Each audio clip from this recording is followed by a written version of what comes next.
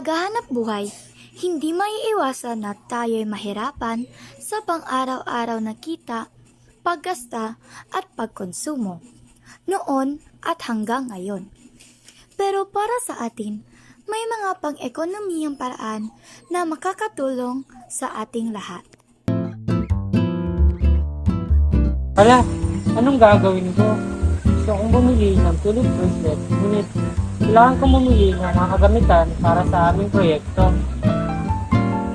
Teka, nalito ka ba sa iyong mga bibilhin? Mag-budget planning ka upang iyong malista, mapanuhan, at makatipid pa saan mga kakailangan na bilhin at gusto mong gamit na bilhin. Saan ka pa? Mag-budget planning ka na. May sobra pa naman sa baon ko. Tara, ihulog natin yan sa computer shop. Tara. Sandali, ba't di kayo mag-impok? Kung sobra ang iyong pera, dapat matuto kayong mag-impok. Nang malikom natin ng mga salapi at agad matugunan pag sakaling may pagkasta sa inarap o pondo para sa ating kinabukasan, paano pa sa mga bagay na hindi natin inaasahan? Kaya tara, tangkilikin nating mag-impok nang lahat ng ito ay agad matugunan at masolusyonan. Paano ba to?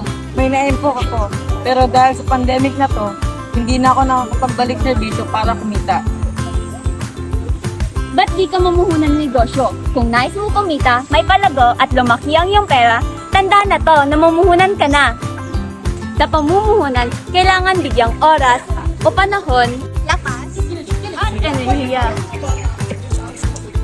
Ang ilalaan sa paghahangad na ito'y magbunga ng mga benepisyo sa isang nakatakdang panahon.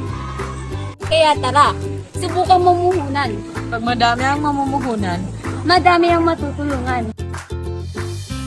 Tandaan, ang paggawa ng mga hakbang na ito ay magbibigay ng malaking kalamangan sa iyong buhay sa kausayan, kakayahan at tungo sa kaunlaran ng ating bansa.